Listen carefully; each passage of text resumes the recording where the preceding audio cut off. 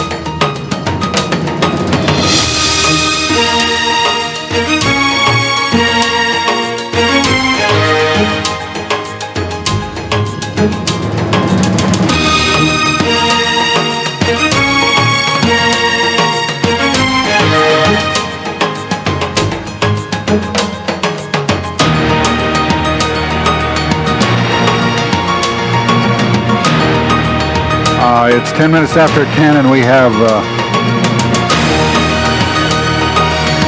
Mrs. Chick, Mr. Fuhr, Ms. Goldberg, Mr. Hernandez, Mr. Kowski. We have 6 members present. We need 4 for a quorum.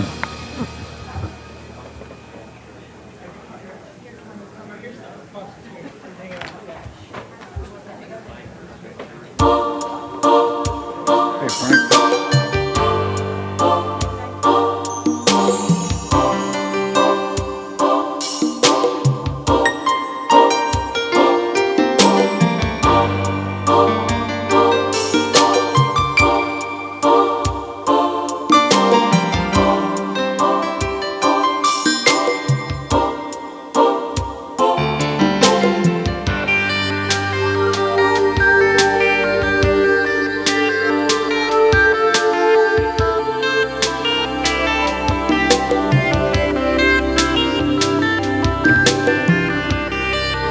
Mr. Holden, Mr. Ridley Thomas, Mr. Pacheco, Mr. Savornich, Ms. Galanter, please come to the council chamber.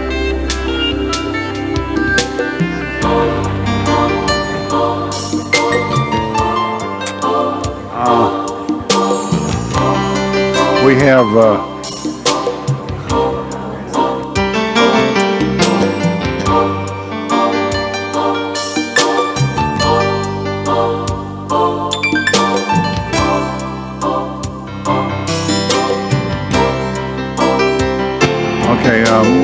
have we have some presentations, so we're going to call this meeting to order. This is a meeting of the City Council for the City of Los Angeles on the first day of October 1999. There are 15 council districts in the city. The regular meeting days are Tuesday, Wednesdays, and Fridays. We are currently being viewed by cable subscribers throughout the Los Angeles area on Channel 35, and we're also being monitored by council phone. So, Mrs. Chick, for a presentation.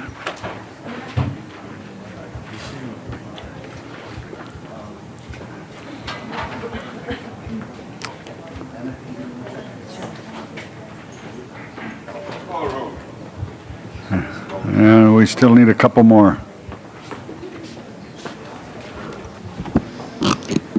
Colleagues, I have at my side a very special gentleman, and in a way, I'm going to tell you about a gift that the San Fernando Valley is about to make to the rest of the city, in a sense. Lou Holman is the former director of the San Fernando Valley Neighborhood Legal Service, a post and a place where he served for 22 productive years. But he has just been selected as the executive director of the Center for Law in the Public Interest. He has selflessly committed his professional career to enforcing the rights of low-income and minority people, addressing issues that affect their ability to survive and to be protected by the law. Through his tireless efforts, thousands of the most needy residents of Los Angeles and the San Fernando Valley have been able to obtain medical care, government benefits to subsist, and educational opportunities usually available only to the more affluent and the more empowered. His mentoring has encouraged and assisted many other lawyers to do the same. San Fernando Valley Neighborhood Legal Services provides free legal services to low-income families and individuals in all civil matters. During his tenure, he was honored by the Legal Aid Association for California for his excellence as a lawyer and his outstanding advocacy on behalf of low-income people. The Center for Law in the Public Interest is one of the first and most successful private public interest law firms in the country. For instance, it is this organization that did successfully the Century Freeway litigation, which achieved a wide variety of environmental justice goals at a time when that phrase was unheard of in a state famous for its freewheeling development of massive highway systems. That success was followed by Friends of Mammoth, a case that put teeth in the CEQA, California Environmental Quality Act, by establishing its applicability to private projects approved by local and state agencies, and the No Oil case that effectively blocked drilling activities off of our very own Will Rogers State Beach. Lou remains active in the community. He is a member of the County Bar Association's Legal Services for the Poor. On that committee, he is a member of the National Legal Aid and Defender Association and a member of the San Fernando Valley chapter of the NAACP.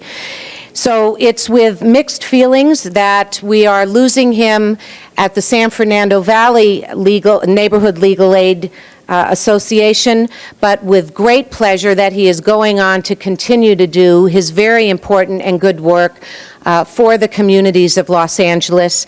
And Lou, I'd like to present you with a resolution that states many of the good things that I have just talked about, signed by the mayor and all of the city council members and the city clerk, and to give you a chance to say a few words and to introduce your family members who are here. And before I do that, by the way, I want to mention how talented his wife is, that she actually got him into this building without having any knowledge that he was being honored, including the fact that his sister and brother-in-law had flown out from Pittsburgh to be part of the occasion. So congratulations and best wishes on your next new career path. Thank you.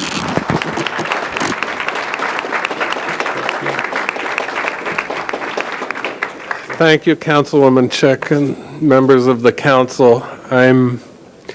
Those who work with me know that every year I reread Strunk and White's Elements of Style, and one of Professor Strunk's injunctions is omit unnecessary words, and everyone who works with me knows that I have to do that because I rarely follow that advice. Could you give me that book again, and I'd like to get a copy to my colleagues. But I think I could follow it today because I'm truly speechless. I had no anticipation of this whatsoever. I was frantically trying to think before if I had to disclose whether I've sued you before or not. And in fact, I'm happy to report that I actually co-counseled with you at one point on homeless litigation with trying to improve the county's services to the homeless, and it was a very fruitful collaboration that resulted in I think, some very significant changes. I'm incredibly touched.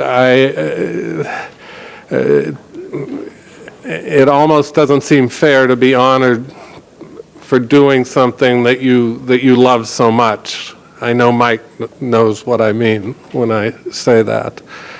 But I haven't been honored for it. Well, you've got an inside track.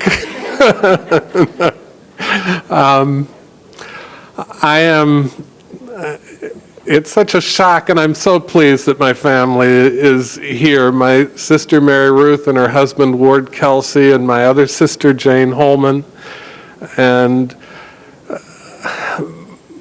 I feel I've been singularly fortunate.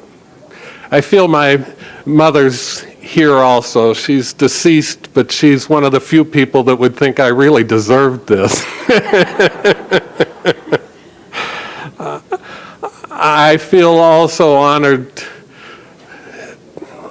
I feel grateful to San Fernando because nothing is done alone. Everything that I'm being honored for is a result of team efforts and the things I've learned from them and they've taught to me. And I feel truly honored to be selected by the Center for Law and the Public Interest, which has a reputation that I can't hope to ever match, but which I hope will stimulate me to do the very best I can. And thank you very much. I'm extremely touched. Before you sit down, I just want to say, from the standpoint of someone who was a colleague in the broadest sense of the word in the legal services community and knows of your work and the quality of it, to my colleagues and to members of the public who are here, that Lou Holman's efforts on behalf of people who otherwise would have had no access to justice are very widely known among his peers. And this kind of honor would come as no surprise to any of the lawyers who have worked with you, not only within your own organization, but in others throughout Southern California, the whole state, and even the country. So congratulations, because this is something that if you had people in other organizations here today, there'd be a lot of speeches and a lot of absolutely needless words being added to your praise. So congratulations. Thank you very much. Well done. Thank you, Mrs. Chick. Thank you, Mr. President. We'll get you a copy of that book very quickly. Call the roll. No, it's, who stepped down? No, oh, I thought. Okay, Mr. Hernandez, you have a presentation? We had 10. Thank you, Mike. By the way, where's the fellow? Galanter. Wallers.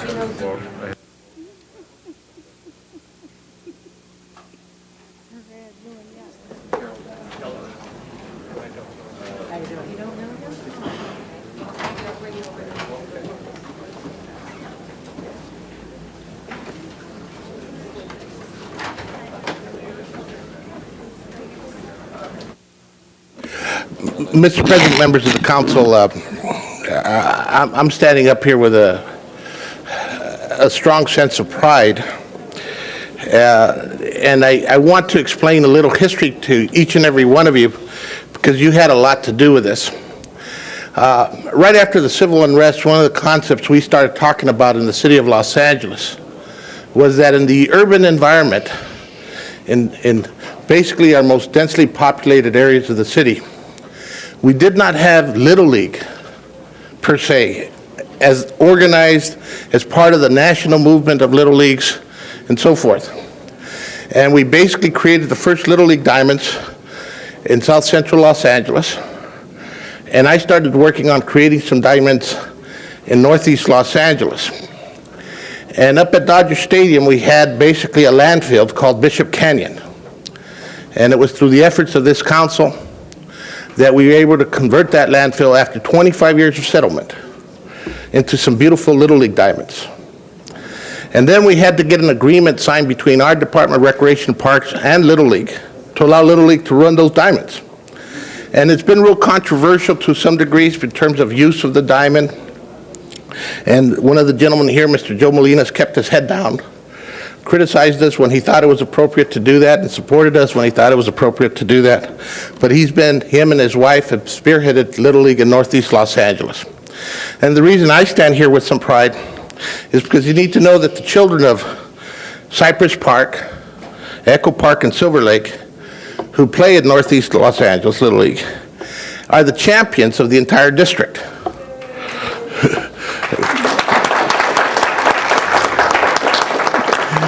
They're a new league that are participating in District 18, which covers not only Northeast Los Angeles, but the entire San Gabriel Valley. So many of these 11 to 12-year-olds, you need to understand that the teams in cities such as El Monte and Temple City and Alhambra have been playing for 40 or 50 years and trying to be the champions. And again, our children basically accomplished that their first year out. And one of the teams who's not here has been back-to-back champions.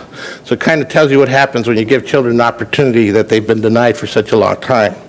So it's my honor today to recognize the Northeast Los Angeles All-Star Majors for winning the district championship for 11 to 12-year-old category. And I'd like to hand it over to their coach, Juan Castaneda. Is that correct? Okay, Juan. Or I guess he's their manager, I'm sorry. Just be glad you're not Bob Gascioni right now. And recognize their coach, Marty Martinez and Renee Gonzalez. Are they here?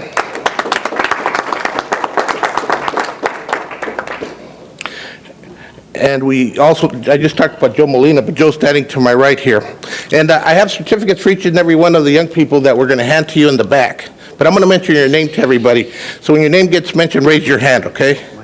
I want to take something up to the council members. Okay. And each one of them has something they want to take up to the council member. So, but let me start with Vince Fraga. Okay, Vince. Jose Palma. Josh Carrillo. Robert Rosales, Daniel Reyes, Armando Gonzalez, he's not here, but Karen Reyes. What position you play, Karen? You're the outfielder? Yeah.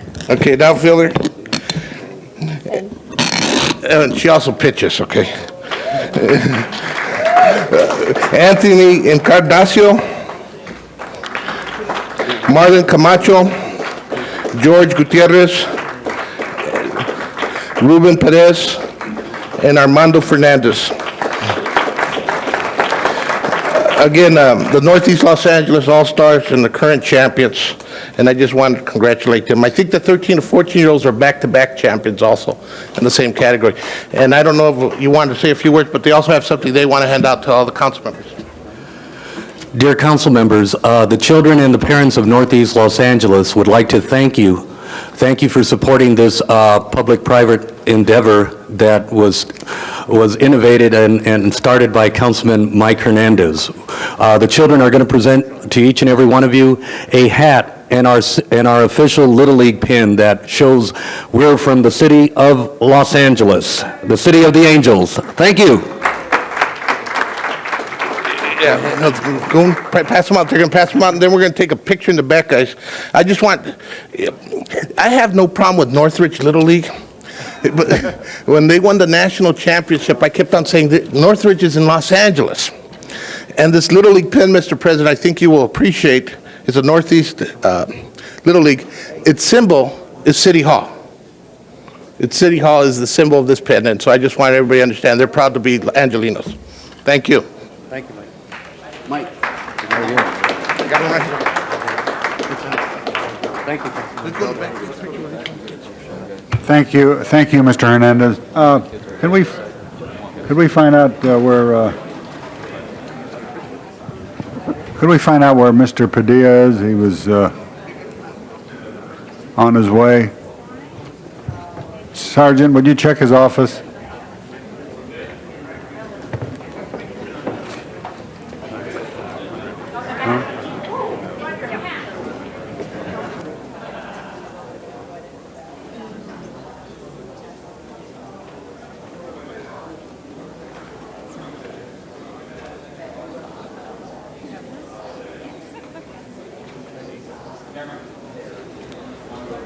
Yeah, the grandma tried.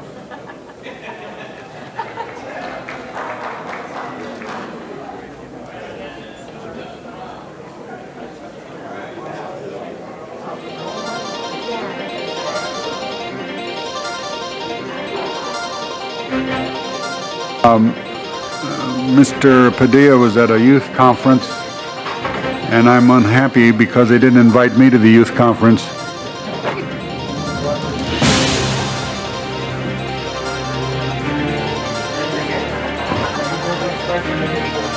Is Ron checking with Herman?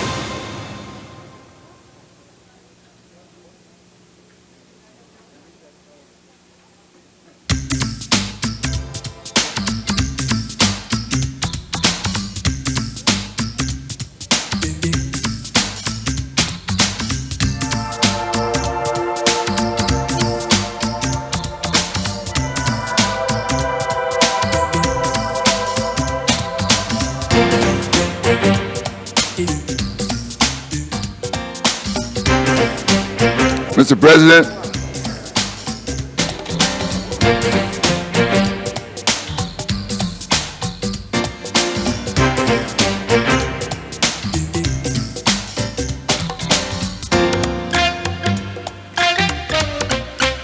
I got the same excuse you always have. He's in a parking lot.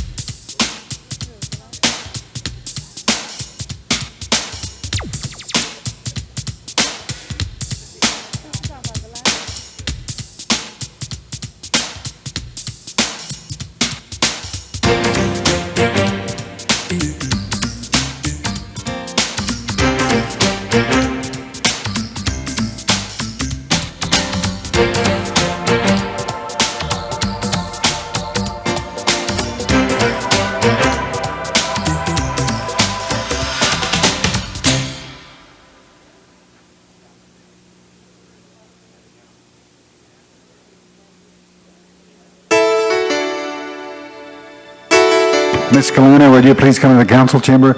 Mr. Ron Curry, what parking lot did he say he was in?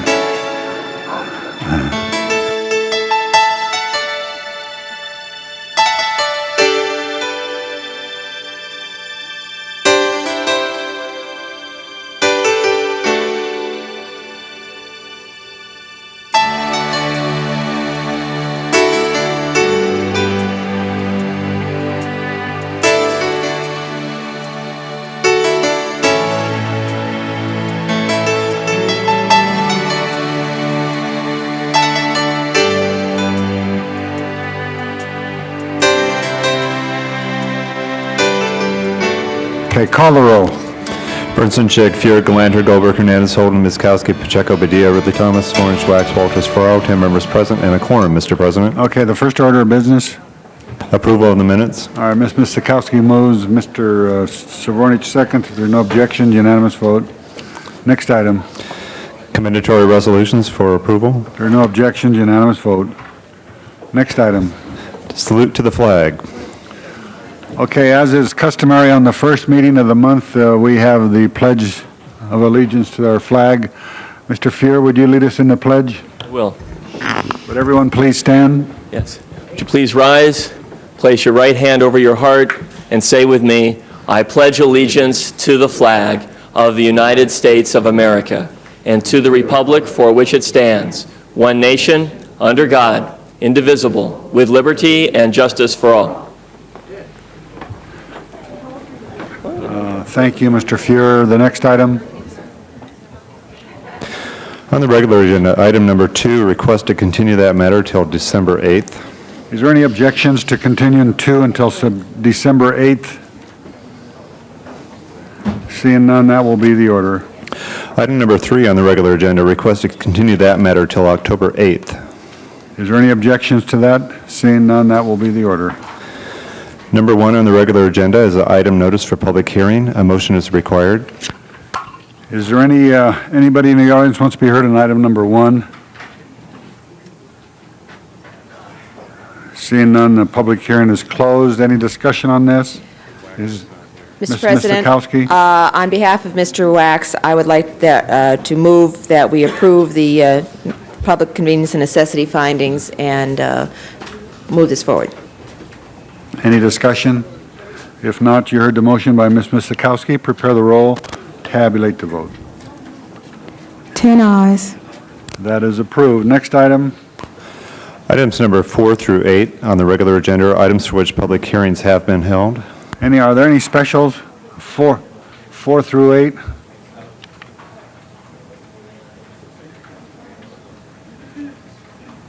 Any other specials?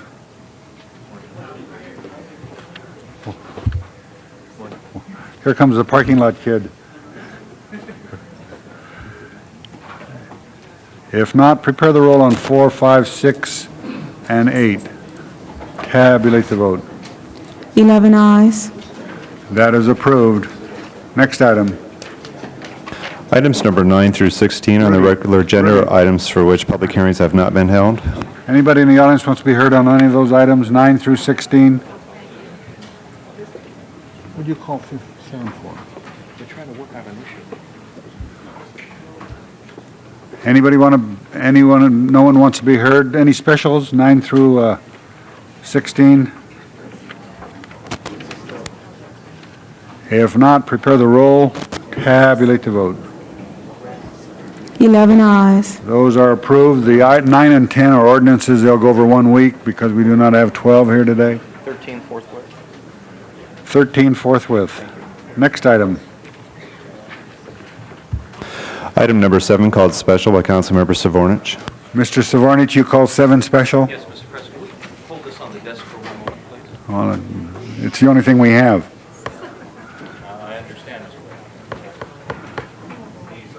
President. Ron?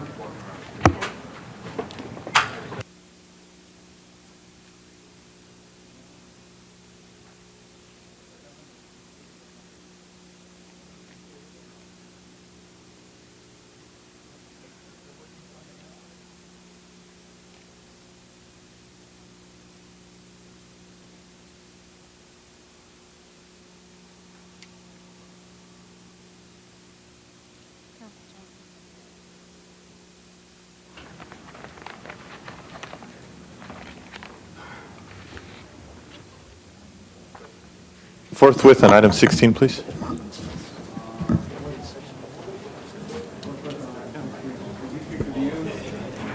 I was. Both.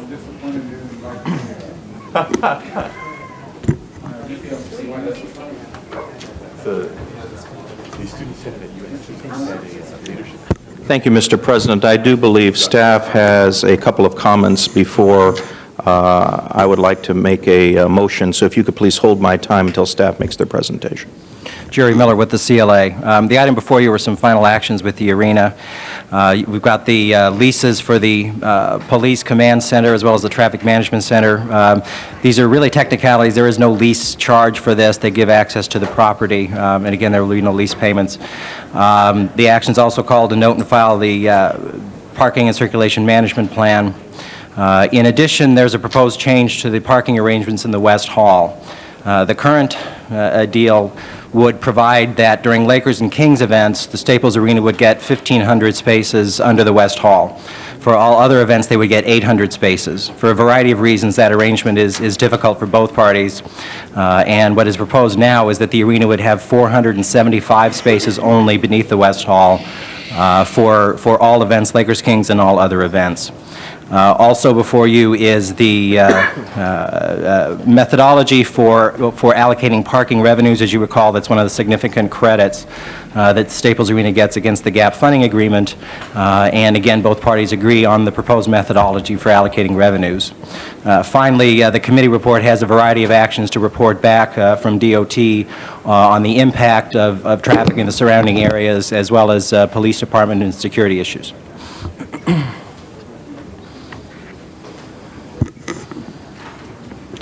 Thank you, Mr. President. Members of the council,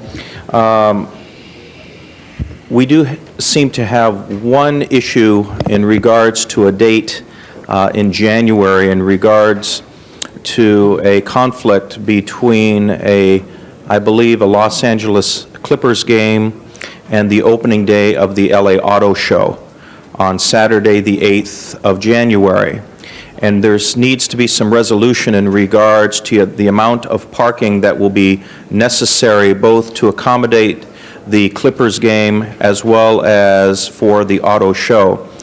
I don't want to withhold all of the rest of the issues that are before this report today, and I think it would probably be advisable to send it forward and then have the Transportation Committee take a look at that one date on January 8th for the coming meeting that we have scheduled for this Wednesday, and then we can send that one date forward also. Mr. Deaton, could you walk us through on how we can do this procedurally in order not to be obstructionist in regards to all of the other things we need to do with the Staples Center, which may include this date, but then we need some time to work out that date, and your guidance would be appreciated.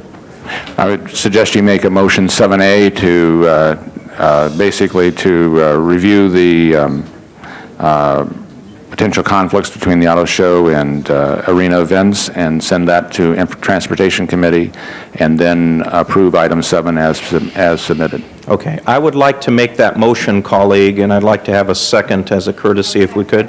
Thank you.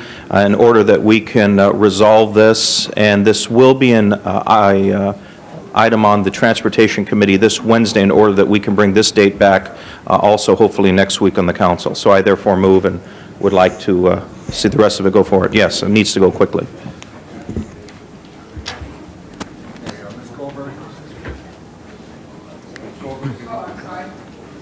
So soft, I couldn't hear you. Yeah. I'm yes. I'm mellowing my whole... I only have one question, and that is that there's still some follow-up that we are doing on some of the labor issues in Personnel Committee, and this report says final actions. Nothing in this precludes us from, well, I just want to make sure, because the word final generally means... No, this is final action relative to the parking and the leases relative to the gap funding agreement of how we shared in parking money. It's Okay. it's Jerry and I's attempt to try to bring closure to something I understand, that but we you do. understand the word final could mean of all actions. So I want to just put it in the record that while I don't anticipate any difficulties, there is still some monitoring of some last things that were in the DDA that had to do with personnel Right. matters that the No Personnel problem. Committee is. There will be lots of items over the Okay. next few years, I'm sure. Thank you very much. All right, Mrs. Chick? Yes, I believe some of the questions that I had will be addressed in the report that's going to go to Councilmember Zavornich's committee per his motion. But in terms of public transit serving the arena, MTA Blue Line trains returning patrons to their cars that are parked far away after an event, dash service in terms of patrons being returned to other areas downtown. If you could comment on those two issues. If that's not possible today, I'd want to make it part of what's going to Mr. Zavornich's committee because... That would be appropriate. I think we, Okay, because we're because I still, we're in the understand- process of still working some of those things out. Okay, that there are going to be major improvements and pulling together to serve staple attendees from those two transit modes. And then, again, in terms of information that is being given to ticket holders about where to park around the arena and how they are going to learn about parking lot changes, is that something to address today, or again? We can bring it back as a package. There is an extensive process of directing people through to not use side streets and which parking areas to use, and hopefully that,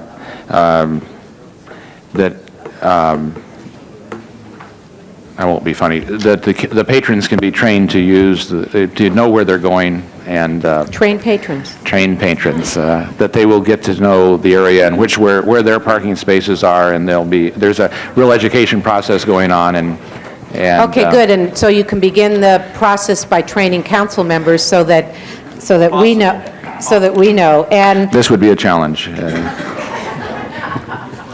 I think we've just been insulted. We don't have enough time left in our tenure, Mr. Finally, in regards to the comments about the auto show and the Clipper event, to include in what you are looking at, Mr. Zavornich, the whole issue of how many spaces are available today, if there are more or less. Thank you. Mr. Hernandez?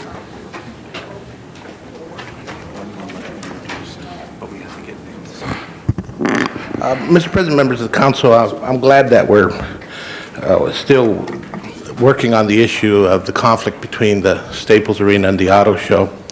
And I'm sure we will find some resolution because there's no question that the Staples Arena is having a major impact in the city of Los Angeles and creating a synergy for downtown that has been lacking. And at the same time, the auto show's been with us almost forever. The first auto show ever was held in Los Angeles, and they've been a strong tenant to the convention center in good times and bad times, and I think that issue needs to be resolved.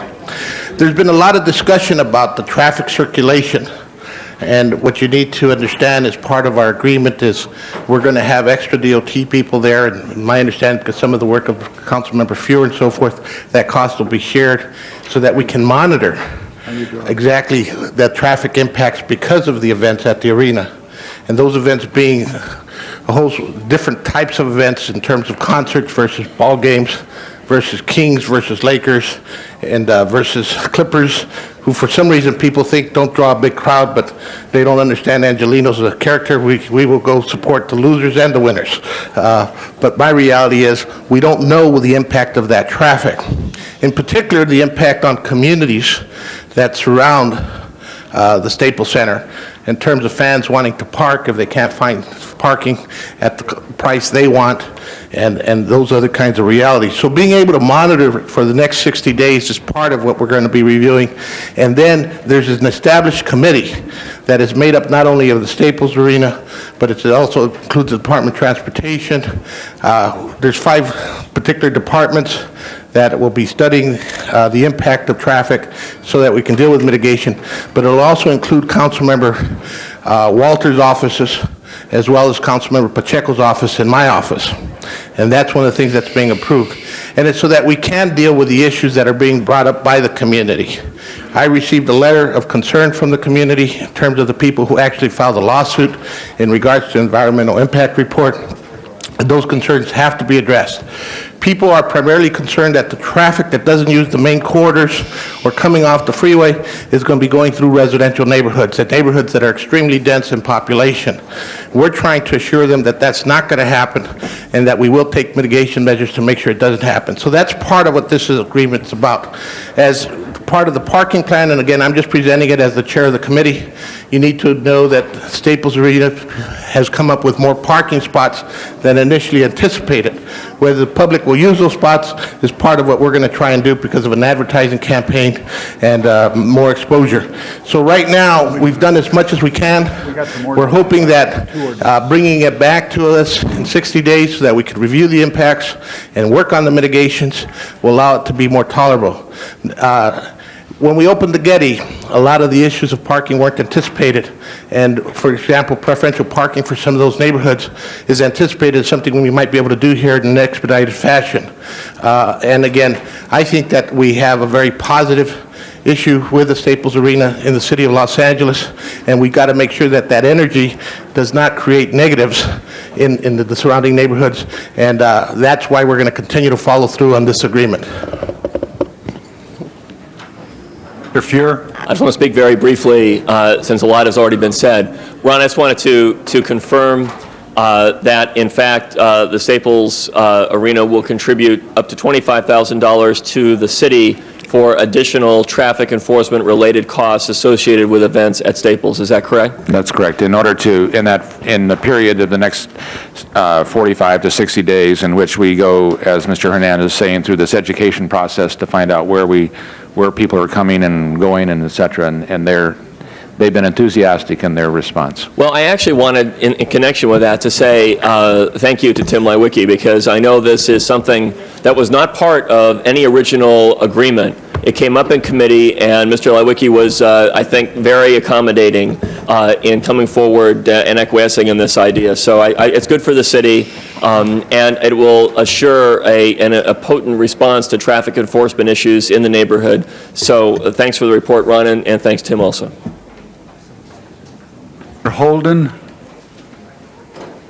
Mr. President, members, I think I can say now, I told you so. But nevertheless, the center is in place.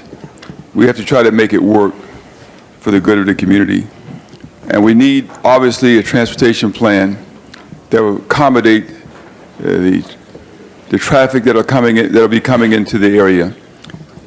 Part of the agreement, if you recall, we needed about 7+ thousand parking spaces, to the best of my recollection. And then, of course, where are they coming from, and do we have them, and have we developed a plan to show 7,000 plus or anything close there to? I haven't seen anything like that. They talk about gap funding agreement. What do you mean by gap funding agreement? Who's going to pay the difference? That's a difference somewhere. And it's to be signed off by the president of the council. It be prepared and presented to the president of the city council for execution. The parking agreement and amendments to the reciprocal easement agreement, gap funding agreement, and all those kind of agreements. I don't even know what they're talking about. And I think the council should have an opportunity to review these proposed agreements before they're signed off by my esteemed colleague and friend, the president.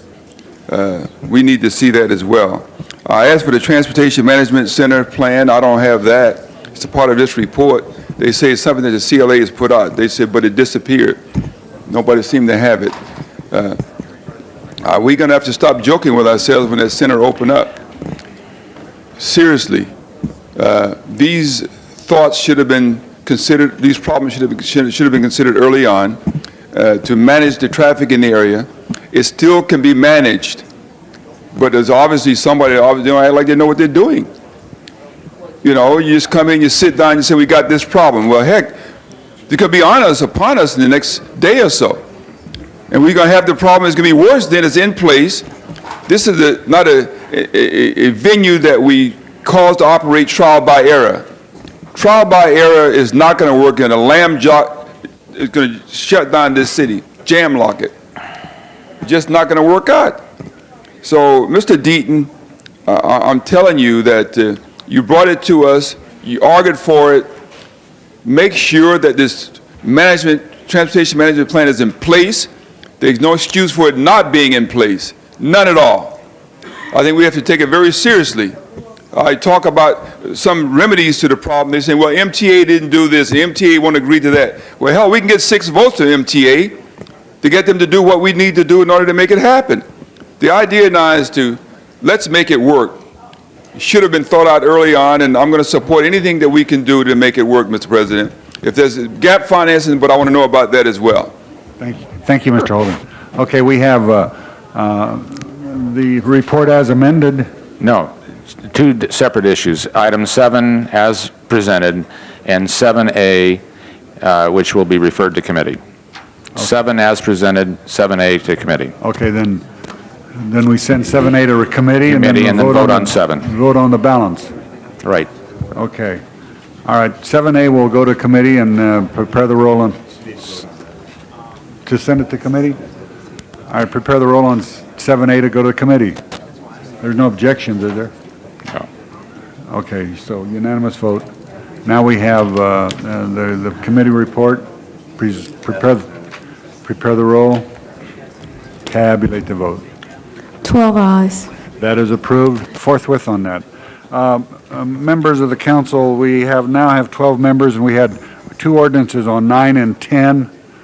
Would Ms. Goldberg move reconsideration for the purpose of voting on them? There's no objection to reconsideration. Now we have the ordinances 9 and 10 before us. Prepare the roll. Tabulate the vote. 12 ayes. Those are approved. Next item. Mr. President, not on the agenda is Special 1. Findings need to be made by the city attorney. Mr. President, members, this is a motion from Councilmember Padilla requesting the city provide technical assistance to the earthquake community of Oaxaca in Mexico.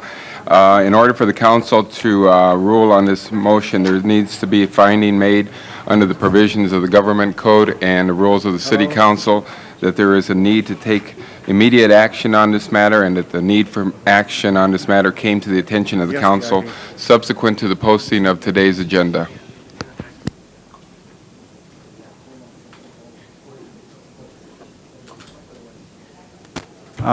Prepare the roll on the findings. Tabulate the vote. 12 ayes. That is approved. Now we have the Special 1 before us. Prepare the roll. Tabulate the vote. 12 ayes. That is approved. Forthwith on that. Jackie?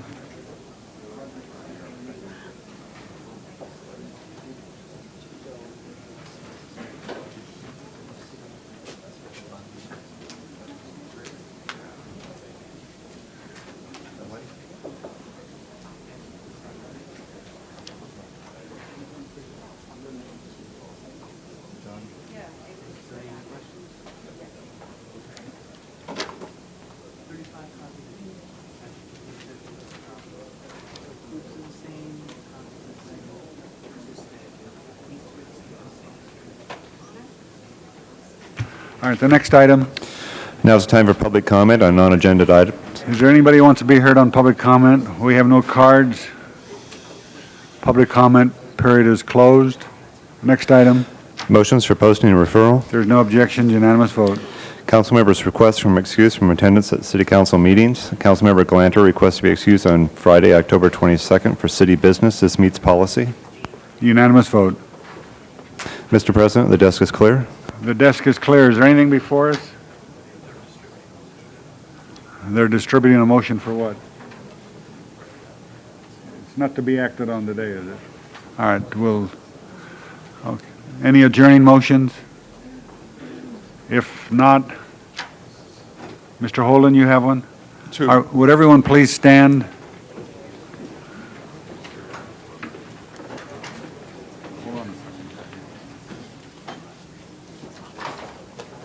Mr. President, members, sadly to announce that Dorothy Haynes, she's the mother of Senior Lead Officer, very fine police officer, Geneva Haynes from the Southwest Division. Her mother passed away just September 26th, and of course, she leaves her daughter, who's a very, very fine police officer. And we have a Hollis Knight, passed away the 29th September. He owned and operated the day and night restaurant supply business in the 10th District for 54 years, where he employed many local residents over the years. Certainly be greatly missed, but the business will go on, and he provided job opportunities for many. So his daughter, Marjorie, and his wife, Marjorie, and 2 daughters he left.